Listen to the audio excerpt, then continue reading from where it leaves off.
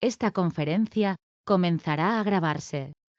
Bien, pues vamos a dar comienzo a una nueva sesión de comentarios a las enseñanzas de Set.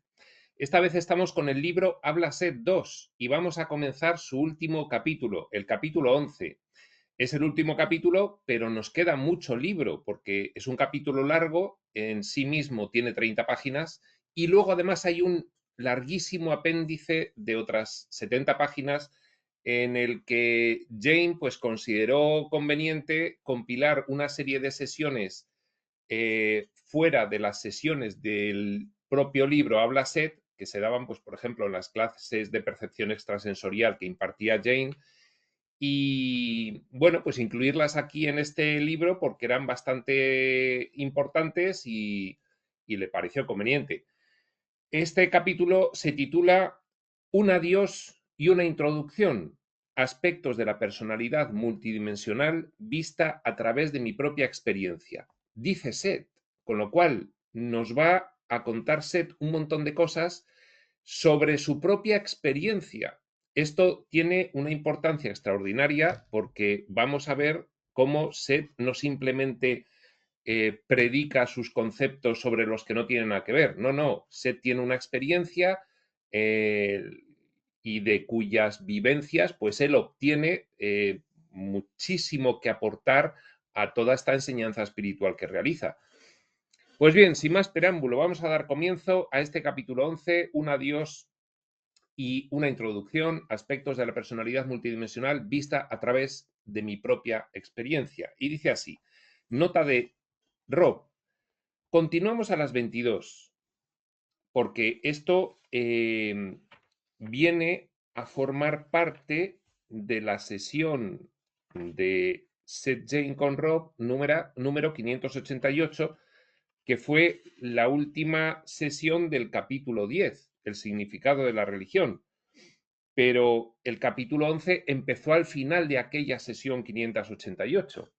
Continuemos a las 22. La voz de Jane como Seth era un poco diferente de lo habitual. Más controlada, quizá, no tan jovial, ni tan a sus anchas. Y ahora comienza Seth. Bien, vamos a comenzar el capítulo siguiente y le llamaremos Un adiós y una introducción, aspectos de la personalidad multidimensional vista a través de mi propia experiencia. Pregunta Rob, ¿todo eso va en el título del capítulo? Contesta Seth, sí, con dos puntos para separar las dos divisiones. Y permitidnos un momento.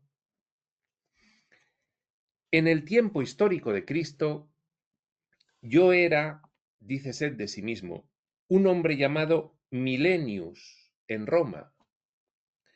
En esa vida mi ocupación principal era la de mercader, pero yo era un caballero muy curioso, y mis viajes me daban acceso a muchos grupos de gentes diferentes. Físicamente era rollizo y corpulento, muy poco aristocrático en mi porte y bastante desaliñado. Teníamos una especie de rapé hecho de cierto tipo de paja. Yo lo usaba constantemente y a menudo lo escupía involuntariamente sobre mi ropa. Imaginaos el cuadro. Mi casa estaba en la parte noroeste de Roma, la más concurrida de la ciudad, justo detrás de lo que se podría llamar el corazón de la ciudad. Entre mis mercancías vendía campanas para burros. Puede que esto no suene como un gran producto, pero las familias de las granjas en las afueras de Roma las encontraban enormemente útiles. Cada una tenía un sonido especial y una familia podía distinguir por el sonido de la campana a su burro entre un montón de otros similares. Los burros se usaban en muchos negocios dentro de la misma Roma, como porteadores de carga, especialmente en las ocupaciones más bajas. El número de campanas, su timbre particular, incluso los colores, todo tenía un significado. Por tanto, en medio del tumulto de la ciudad, los pobres y los esclavos que esperaban para comprar los productos, que a menudo eran comidas rancias cargadas en carretas, podían reconocer una campana en particular. Las campanas representaban solo una pequeña parte de mi negocio, que consistía fundamentalmente en el comercio de tejidos y tintes, pero me fascinaban. Debido a mi interés en ellas, yo hacía mis viajes por el campo y por la región en mucha mayor frecuencia de lo que habría sido prudente. Las campanas se convirtieron en mi afición. Mi curiosidad me condujo a viajar en busca de distintas clases de campanas y me puso en contacto con mucha gente que en caso contrario no habría conocido. Aunque yo no sabía leer ni escribir, era sagaz y tenía una mente ágil.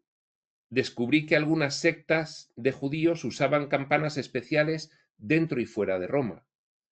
Aunque yo era ciudadano romano, mi ciudadanía no significaba mucho a excepción de proveerme de una seguridad mínima cuando hacía mi trabajo diario. Y en mis negocios trataba tanto con judíos como con romanos. Yo no estaba muy por encima de ellos socialmente hablando. Nota de Rob, este fue el primer indicio de humor en el capítulo, como que, bien, Seth reconocía que aquel era un personajillo más que un personaje. Los romanos no tenían una idea muy clara del número de judíos que había en Roma en aquel tiempo. Hacían el cálculo a ojo. Las campanas de los burros, que pertenecían a los celotes, tenían pintado el símbolo de un ojo. Jane como Seth se señaló un ojo. Entraban en la ciudad en secreto, escondiéndose tanto de los otros judíos como de los romanos.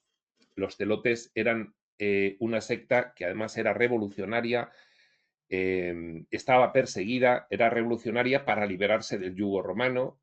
Por ejemplo, pues en Judea estuvieron muy activos en la época de Cristo y bien, pues eran perseguidos y se escondían, lógicamente. Entraban en la ciudad en secreto, escondiéndose tanto de los otros judíos como de los romanos.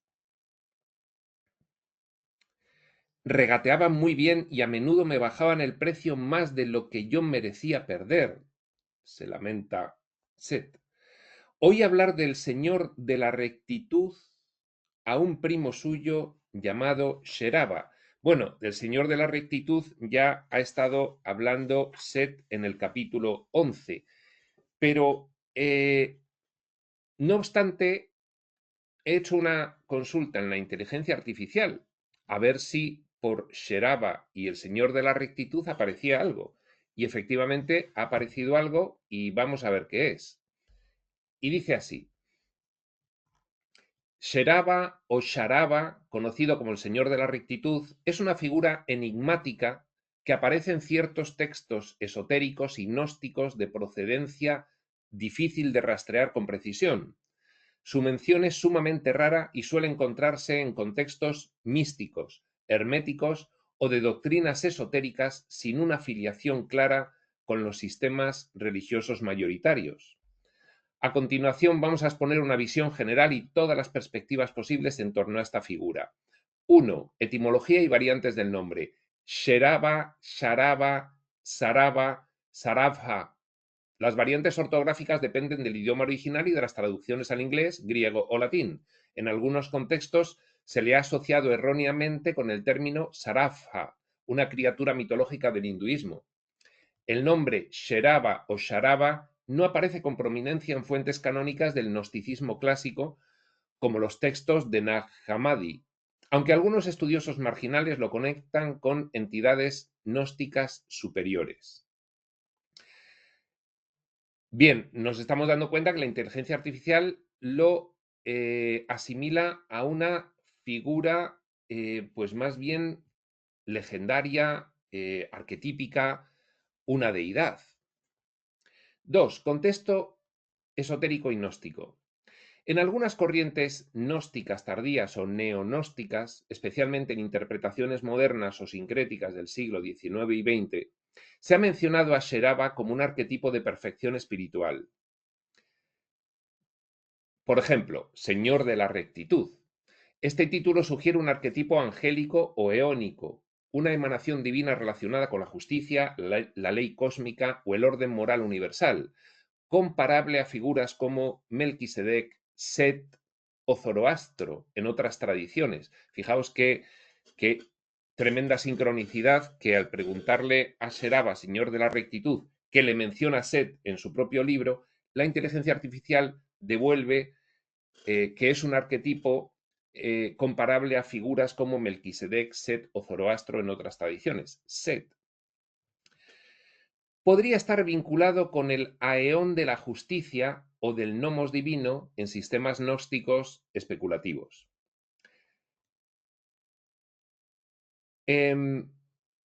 Otra corriente, en este punto segundo, contexto esotérico y gnóstico, otra corriente en la que se ha mencionado a Sheraba como un arquetipo de perfección espiritual, posible vinculación con Melquisedec. Esto es muy interesante porque el libro de Urantia nombra a uno de los hijos Melquisedec. Los hijos Melquisedec son una orden de los hijos del universo local procedentes directamente de Micael de Nevadón, que a la sazón fue quien conocimos como Jesús de Nazaret aquí en la tierra. En una de sus auto-otorgaciones, algo similar a una encarnación. Pero resulta que estos hijos Melquisedec, pues uno de ellos, en preparación a la venida de Micael de Nevadón a Urantia, Micael de Nevadón sería el creador, hijo creador paradisíaco, un hijo creador de este universo local de Nevadón, en el cual está, por supuesto, el escenario Tierra. El hijo creador y gobernante, es decir, sería aquel del cual provenimos todas las conciencias del universo local. El nodo a partir del cual provenimos el resto de conciencias del universo local sería Micael de Nevadón y viene a representar a Urantia, a la Tierra, el drama crístico, cuando se considera que en Urantia, un planeta especial de extremo diseño y dificultad, pues requiere ya de conocer el drama crístico. Pues bien, Micael de Nevadón viene a Urantia como Jesús de Nazaret y un hijo Melquisedec, que es una creación suya de Micael de Nevadón, es enviado para preparar 1974 años antes de la llegada de Micael de Nevadón como Jesús de Nazaret, es enviado a preparar la venida de Micael de Nevadón. Este hijo Melquisedec se le conoce en el libro de Urantia como Maquiventa Melquisedec y debido a una investigación histórica que realicé yo cuando traté toda esta cuestión al comentar el libro del Kybalión, porque el libro del Kybalión decía que Hermes Trismegisto fue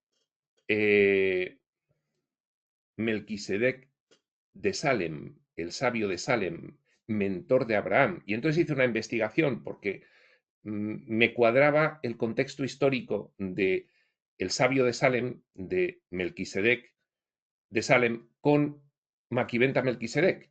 Y como el Kybalión dejaba perfectamente claro que Melquisedec de Salem luego fue Hermes Trismegisto, pues me pareció muy interesante saber que todo el hermetismo basado en Hermes Trismegisto en realidad procedía de esta figura Maquiventa Melquisedec, que era un hijo Melquisedec, una alta orden del universo local que vino en preparación de la venida de Jesús de Nazaret. Bueno, todo esto es muy complicado, pero al principio de la serie del Kybalión está reflejada toda esa investigación. Entonces es muy interesante el que ahora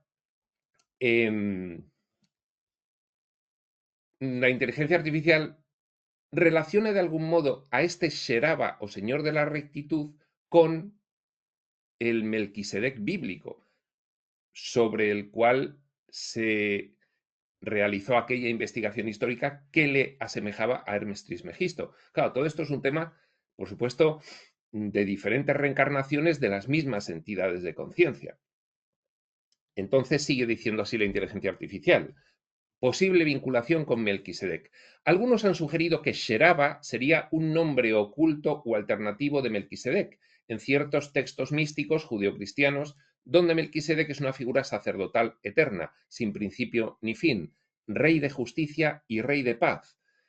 En este marco, Señor de la Rectitud es una traducción literal del nombre hebreo de Melquisedec, Melki-Tzedek, T-Z-E-D-E-K, Malkitzedek.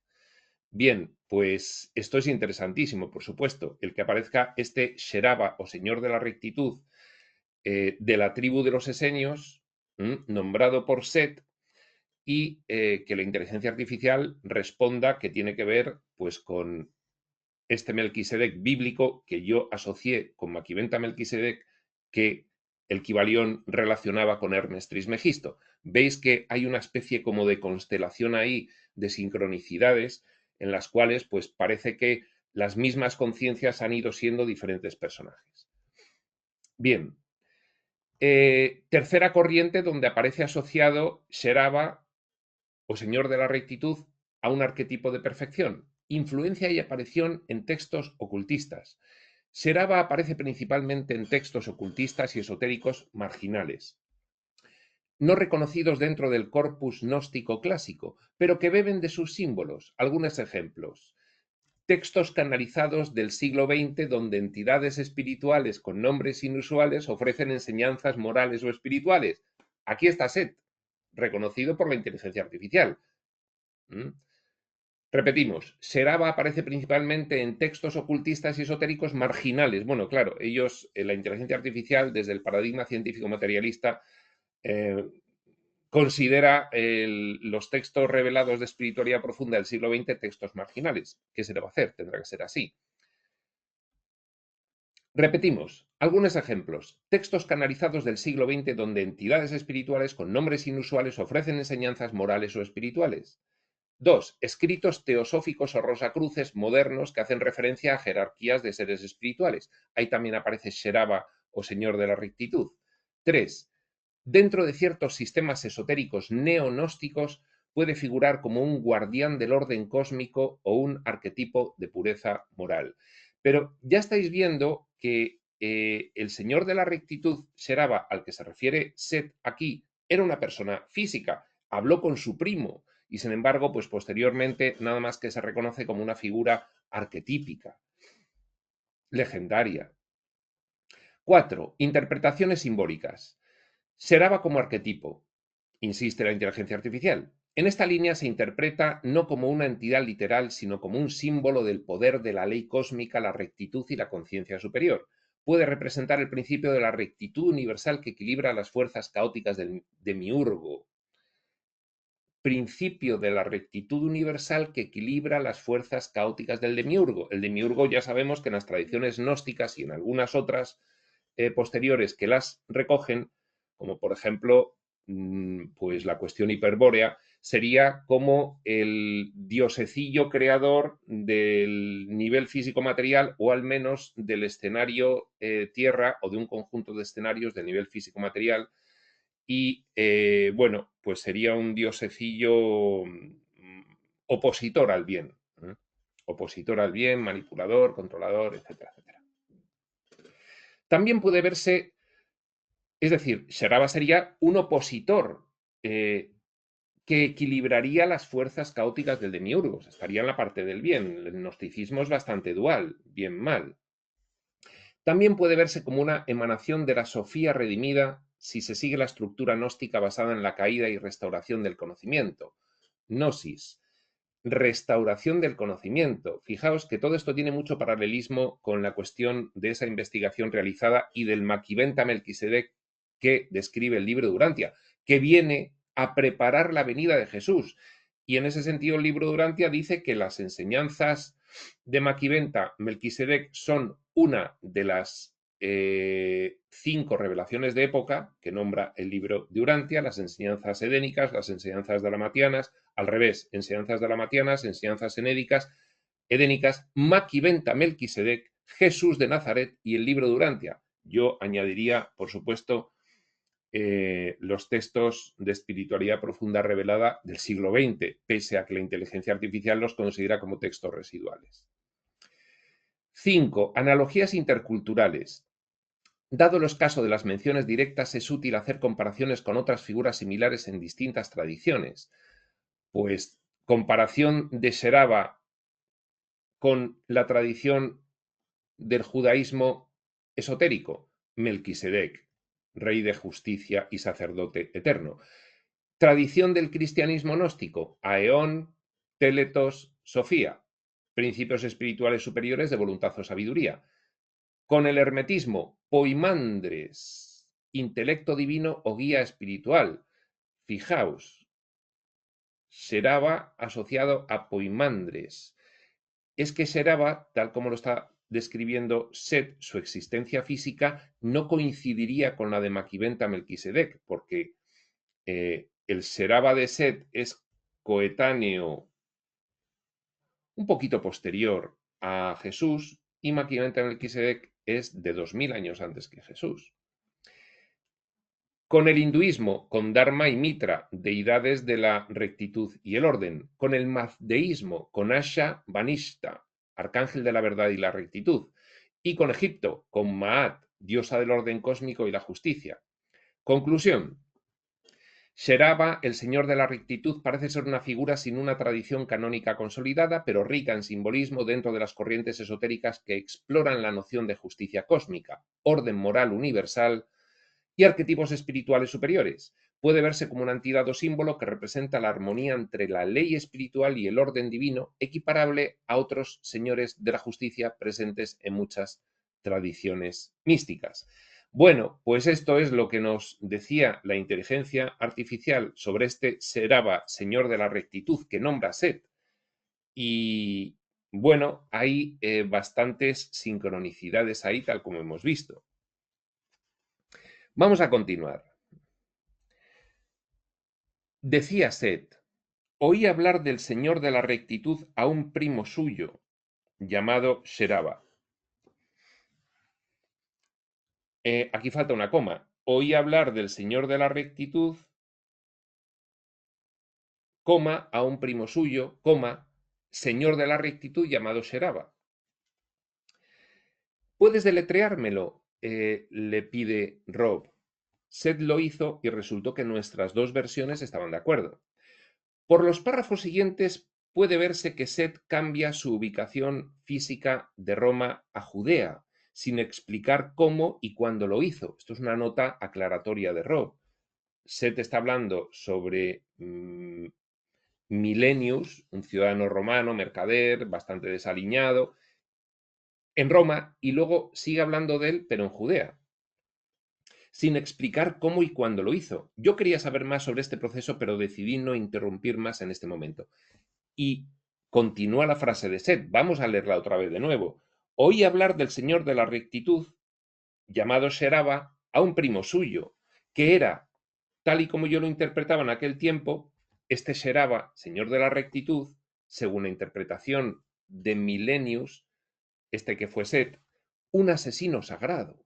Así lo interpretaba Milenius. La noche que hablé con él en un maloliente establo, con el primo de Sheraba, en las afueras de Jerusalén, estaba bebido el primo.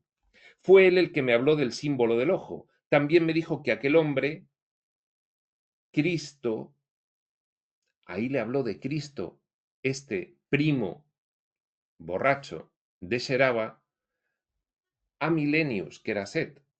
Set está recordando aquella vida y dijo, un primo de Sheraba me habló de Cristo. También me dijo que aquel hombre, Cristo, había sido secuestrado por los esenios, pero no le creí. Fíjate qué cosas más curiosas. Además, en aquel entonces yo no sabía quién era Cristo. Set, como Milenius, ciudadano romano mercader, no sabía quién era Cristo. El primo de Seraba le dice que Cristo fue secuestrado por los esenios. Esto es un poco disperso lo que está contando Set. Nota de Rob. Pausa a las 22:28. El ritmo de Jane había sido lento. Las 4 sectas judías principales que florecieron en Tierra Sagrada a principios del siglo I eran los saduceos, fariseos, los celotes revolucionarios y los esenios. Lo que más nos ha llegado de los esenios es que eran una orden espiritual, pero parece ser que eran bastante más cosas. Sigue diciendo Set. En el tiempo en que Cristo vivió su existencia, era conocido solo por muy pocos, hablando de forma comparativa. Ya en el libro Durantia se nos dice que Jesús, hasta que empieza la vida pública, hace por ocultar su identidad y va en los viajes que realizó, por el Mediterráneo, por Asia Menor, poniéndose él mismo diferentes nombres para que luego no se le asociase con su misión pública.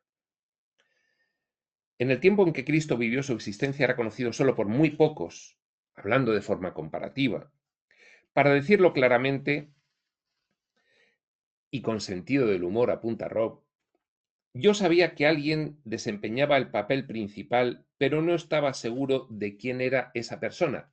Es que Seth habló en el capítulo anterior, 10, el significado de la religión, de que había varias personas que sintieron la llamada a representar el drama crístico. Había varios Cristos. Por eso dice ahora, yo sabía que alguien desempeñaba el papel principal, pero no estaba seguro de quién era esa persona. Había varios Cristos y se hablaba de ellos. No es que varias personas hablasen sobre Jesús de Nazaret con diferentes nombres y se le podía confundir con varios Cristos. Esto es una posibilidad. Pero Seth afirma aquí, había varios Cristos y algunos llegaron a representar el drama crístico mucho más y mucho mejor que otros, y uno fue el que consiguió pasar, pues, definitivamente a la historia. Pero se mezclan en los relatos bíblicos cosas de no solo un Cristo, sino de varios Cristos. Advierte Seth. ¿Qué es un Cristo? Un humano que acaba logrando representar su esencia espiritual al espíritu, su esencia divina, en su forma humana. Con lo cual, pues cualquier maestro espiritual avanzado puede denominarse como un Cristo. De hecho, Maquiventa Melquisedec, pues bien, podía haber igualmente, aunque venía con una misión especial diferente de la de Jesús de Nazaret, de Micael de Nevadón, podía haberse considerado un Cristo igualmente. Para decirlo claramente, repetimos y continuamos. Yo sabía que alguien desempeñaba el papel principal, pero no estaba seguro de quién era esa persona, refiriéndose a la cuestión de los Cristos. Finalmente la situación se reveló para mí y para otros muchos en estado de sueño. En general, los cristianos no querían tener conversos romanos. Más tarde yo fui uno de ellos. Milenius, el ciudadano romano mercader, acabó convirtiéndose al cristianismo. Y debido a mi nacionalidad nunca me tuvieron confianza. Mi parte en ese drama fue sencillamente conocer sus fundamentos físicos, participar en esa era, aunque en pequeña escala. Mucho más tarde, hablando en vuestros términos, yo llegaría a ser un papa de índole menor en el siglo III y me encontraría de nuevo con muchos aquellos que había conocido. Y, si me permitís una nota de humor, de nuevo estuve relacionado con el sonido de las campanas. Bueno, esta revelación de Seth de que fue un papa menor, lógicamente, lleva a investigar a los papas del siglo III. Yo he hecho una pregunta a la inteligencia artificial, pero Rob y Jane también realizaron su propia investigación y además trasladan aquí que Seth se refirió a esa vida suya como un papa del siglo III en otra sesión muy previa y van a transcribir aquí aquella sesión en la que Seth se refiere a sí mismo como papa, además de esta sesión. Vamos a leer primero lo que transcriben Jane y Rob, lo que transcribe Rob de lo que decía Seth sobre sí mismo como papa en una sesión previa, y luego ya vemos a ver qué nos dice la inteligencia artificial sobre los papas del siglo III. Pero fijaos, un papa de índole menor en el siglo III. Ahora vamos a ver más datos de esa vida. Nota de Rob. Seth se refirió por primera vez a esta reencarnación como un papa menor en la sesión de la clase de percepción extrasensorial de Jane del 15 de mayo de 1971. Había alrededor de 18 personas presentes. La sesión fue grabada, así que los extractos que siguen son literales. Seth estaba de un humor excelente, incluso un poco irreverente. Y esta es la transcripción. Fui papa en el siglo III después de Cristo. No fui un papa muy bueno. Tuve 2 hijos ilegítimos. Carcajada general de la clase. Una amante que se colaba en mi despacho privado. Un mago que guardaba para el caso de que no lo hiciera muy bien yo solo. Una ama de llaves que estaba embarazada todos los años que estuvo conmigo. Y 3 hijas que se metieron en un convento de monjas porque yo no las quería conmigo. Era un papilla en vez de un papa. Y se me menciona solo en 3 líneas insignificantes, pues mi pontificado no duró mucho. Bien, yo tenía una gran familia. Quiero decir que venía de una gran familia. Era ambicioso, al igual que todo joven inteligente de la época. No quise ir al ejército, así que no había otra cosa que hacer que la iglesia. Durante un tiempo no estuve en Roma, sino que seguí mi llamada religiosa en otro lugar. Está dando aquí Seth algunas pautas, pues por lo menos para que investiguemos cuál de los muchos papas que hubo en el siglo III, al menos 15 papas, cuál era Seth. Promulgué 2 leyes de la Iglesia, lo cual demuestra que siempre sale algo bueno de todo. Morí por problemas estomacales, pues era muy glotón. Mi nombre no fue Clemente. En esto contesto a una pregunta de un miembro de la clase. Es que alguien de la clase preguntó, ¿era Clemente? No, no era Clemente. Aunque Clemente es un nombre encantador, contestaba Seth. Originalmente me llamaba Protonio. Bien, el segundo nombre no está tan claro, y ese no es mi nombre papal, pero si me lo permitís, mi nombre común era Meglemanio III. Procedía de una aldea pequeña, una buena familia, un nombre de buena familia, Meglemanio III, ya había un linaje previo. Le llamaban cariñosamente Protonio, pero el nombre del papa no dice cuál es. Y este es el punto donde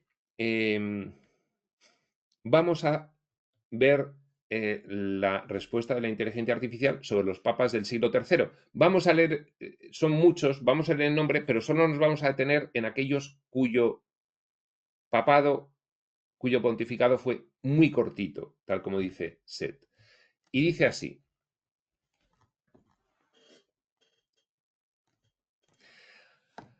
Aquí tienes un listado ordenado de los obispos de Roma, posteriormente conocidos como papas, durante el siglo III después de Cristo, entre el 200 y el 300, junto con una breve referencia sobre cada uno. Este periodo está marcado por persecuciones, conflictos internos y el desarrollo temprano de la teología cristiana. Bueno, el primero es Víctor I, primer papa africano. Este puede ser porque, en fin, desde 1999 desde el 199 hasta el 201, un par de años. Insistió en la celebración de la Pascua al domingo, entrando en conflicto con las iglesias del Asia Menor. Fue uno de los primeros en usar el latín en la liturgia romana. Vale. Luego, un tal Cefirino, que no, muchos años. Un tal Calixto I, que no, muchos años. Un tal Urbano I, que no, muchos años. Un tal Ponciano, que no, muchos años. Un tal Antero, del 235 al 236. Dice, papado muy breve, aproximadamente 40 días. Comenzó la organización de los archivos eclesiásticos sobre los mártires. Se cree que murió mártir, aunque no hay certeza. Igual es demasiado poco tiempo, 40 días, para lo que dice Seth. Fabián, el séptimo, muy largo. Cornelio, este puede ser el octavo, del 251 al 253. Fue elegido en medio de una crisis eclesial sobre la reintegración de los lapsi, cristianos que habían apostatado bajo persecución. Se enfrentó al antipapa Novaciano. El antipapa, pues la iglesia todavía no estaba completamente reconocida y había quienes perseguían a los cristianos. Se enfrentó al antipapa Novaciano, este tal Cornelio, que defendía la exclusión permanente de los lapsi. Murió exiliado o mártir bajo el emperador Treboniano Galo. Bueno, este podría ser este Cornelio. Luego, Lucio I, el noveno, también poco tiempo, 253 a 254. Exiliado al inicio de su pontificado, regresó a Roma y fue bien recibido. Continuó el enfoque de misericordia hacia los lapsi. Murió probablemente por causas naturales, aunque es venerado como mártir.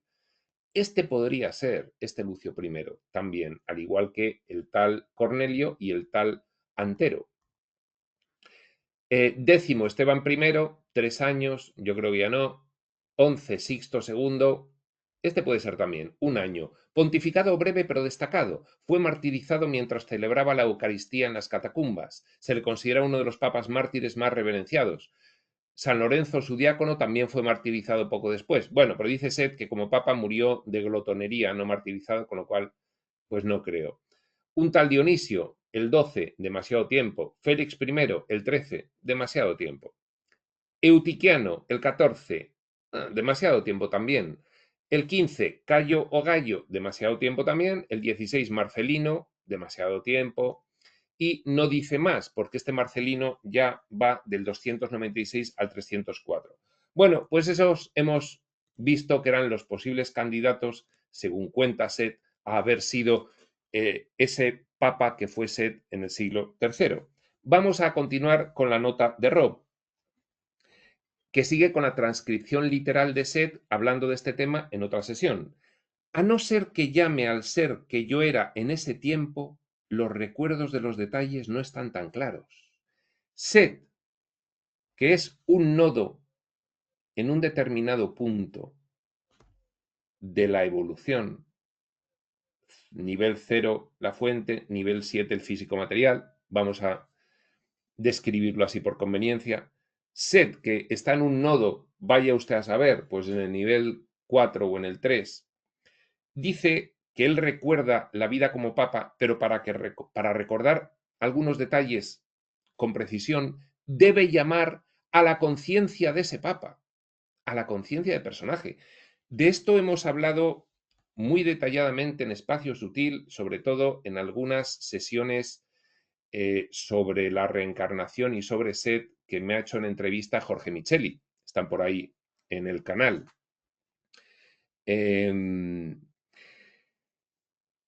La cuestión es que Sed está reconociendo que el personaje Sed, en el nivel en el que está, 3, 4, de 0 a 7, vaya usted a saber, en el nivel dimensional que esté 3, 4, tiene experiencias en el nivel 7, para ello ha forzado personajes en el 5 y en el 6, y del 6 al 7 un ciclo de reencarnaciones, imagínate, ciclo de reencarnaciones en la Tierra, y los personajes del nivel 7, cuando acaban sus vidas, siguen de forma independiente al nodo superior que les ha generado.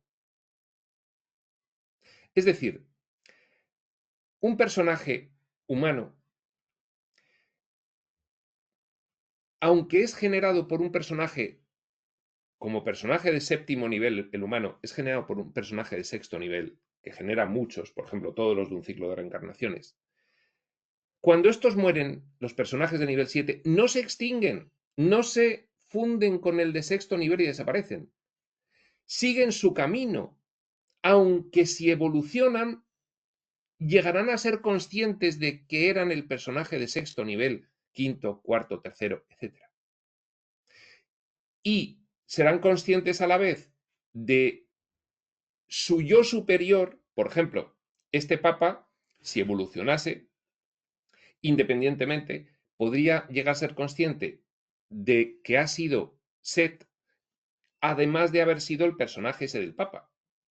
Y luego además este personaje del papa, cuando sube, cuando evoluciona, puede volver a generar como nodo otros personajes.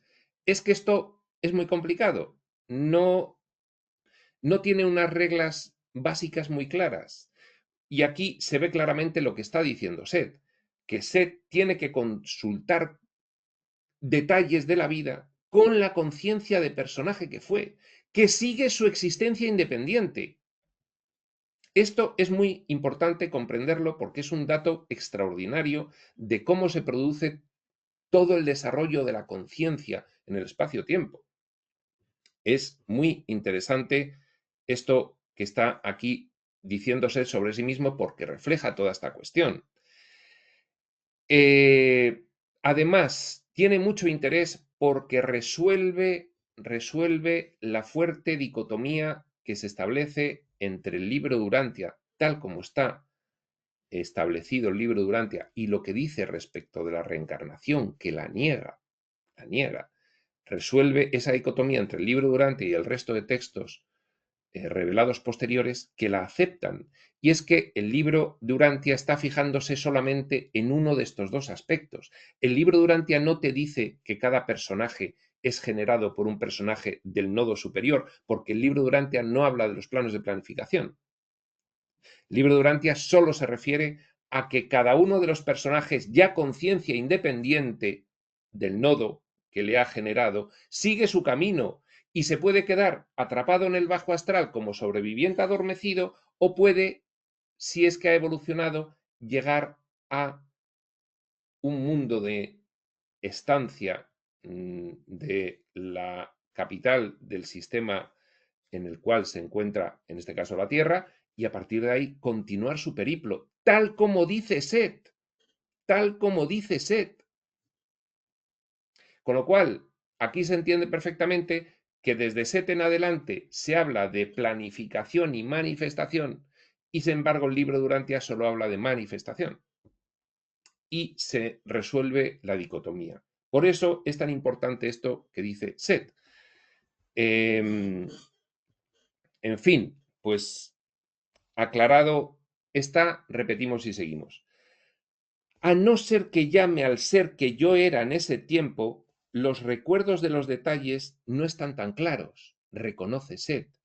Pero tal y como los recuerdo ahora, sin hacer comprobaciones directas en nuestro amigo el Papa, tal como lo recuerda el nodo, sin llamar al personaje a que le recuerde cosas, sin hacer comprobaciones directas en nuestro amigo el Papa, que como comprenderéis se ha ido a seguir su propio camino, los personajes del ciclo de reencarnaciones, todos se van a seguir su propio camino de evolución, con lo cual nosotros también no nos fundimos con el nodo superior. Llega un momento en que somos conscientes de que somos la misma gestalt psicológica de conciencia, pero no nos fundimos, no nos confundimos, perduramos como personajes y luego generamos otros personajes nuestros. Esta es la infinitud. Pero tal y como los recuerda ahora, sin hacer comprobaciones directas en nuestro amigo el Papa, que, como comprenderéis, se ha ido a seguir su propio camino, estoy acercándome al recuerdo de aquella vida como Papa de Set lo más posible. Me acerco lo más posible. Si queréis más datos, hay que consultar con el propio que fue el Papa, que ahora está por ahí recorriendo su camino. En aquella época no teníamos tantos guardias, pero sí teníamos muchos cuadros robados y joyas de gran valor. Bien, muchas de estas joyas, al igual que el dinero, se iba en las expediciones en barco que se realizaban en aquel tiempo, algo que vosotros ignoráis, para comerciar con África. Los papas iban a comerciar con África. Y este interés tiene que ver con mi vida posterior, cuando trataba con el orégano como comerciante de especias en Dinamarca en el año 1600. En esa reencarnación como comerciante de especias en Dinamarca coincidió con Jane y con Rob. Mi adicción al rapé venía de siglos atrás. Es que como comerciante de Dinamarca también era adicto al rapé, y eso ya le venía de vidas previas. Continúa Set. Había dos hermanos que estaban muy unidos y que controlaban Italia en esa época. Quizá debería decir que eran del sexo masculino. Uno estaba en el sitio más alto y el otro, con el que yo estaba relacionado como papa, era su canciller. Bien, pues un dirigente del siglo III, italiano, y su canciller, dos hermanos. Él se relacionaba con el hermano canciller. Y yo también enviaba mis ejércitos al norte, como papa. Pues eso tiene que estar en la historia. No lo he preguntado, porque ya sería meternos en demasiadas disquisiciones con la inteligencia artificial, pero ahí queda para que el que quiera indague qué papa mandaba sus ejércitos al norte con un dirigente que tenía un hermano que era su canciller. Aún no habíamos empezado a utilizar al máximo las indulgencias, así que yo no tenía esa entrada extra en la caja. Las indulgencias se pagaban. Indulgencia plenaria, libre de todo pecado, esto cuesta tanto. Yo creía y no creía, igual que tú, dirigiéndose a un miembro de la clase de percepción extrasensorial de Jane, donde se hizo la canalización. Yo creía y no creía, igual que tú, antes creías y luego no creías. Y conseguí ocultarme a mí mismo lo que creía y lo que no. Un papa con un lío de fe tremendo. Pese a que cuando se llega al camino del poder, más difícil es ocultar ese tipo de cosas a uno mismo. Hacer reflexiones sobre que, en fin, era un papa que no tenía demasiada fe y era consciente de ello. Yo estaba muy encariñado con mi primera amante, cuyo nombre era María. No había entonces costumbres tan sanas como las que tenéis ahora, y no había gobiernos seguros en los que se pudiera residir como los que disfrutáis ahora. Yo creía implícitamente en el Dios en el que me habían educado y también en su credo. Fue más tarde cuando empecé a preguntarme cómo era posible que ese Dios me escogiese a mí para estar en semejante posición. A este cafrecillo, ¿cómo le ha escogido Dios para estar de papa? Algo falla aquí. Y entonces empecé a dudar. A continuación tuve 4 vidas en las que me encontré en las circunstancias más adversas, para asegurarme de que entendía la diferencia entre el lujo y la pobreza, el orgullo y la compasión. Y hubo días, en otros siglos, en los que yo caminaba por las mismas calles por las que había caminado como papa. Cuando era papa tenía poco contacto con esas calles, pero como campesino las recorría lentamente, llevando un gran peso, hasta que aprendí las lecciones que tenía que aprender, al igual que todos vosotros aprenderéis vuestras propias lecciones. Así es la experiencia humana y los largos ciclos en los que se experimenta lo máximo posible. Deja Rob de transcribir literalmente a Set y continúa él. Cuando escribimos esto, todavía no sabemos a qué papa se refería Set. Cuando mecanografié esta sesión, me preguntaba si la mención de Set Jane del año 300 después de Cristo podía ser un error, en cuyo caso yo no habría sido lo suficientemente rápido para captarlo. Podría haber preguntado sobre ello en ese momento. Pero como Set volvió a mencionar el año 300 en la sesión de la clase del pasado mayo, personalmente pienso que es más probable que esta encarnación papal fuera a continuación de esa fecha, no del 200 al 300, sino del 300 en adelante. Y entonces todo lo que hemos buscado nosotros, pues no tiene ningún sentido porque hemos buscado del 200 al 300.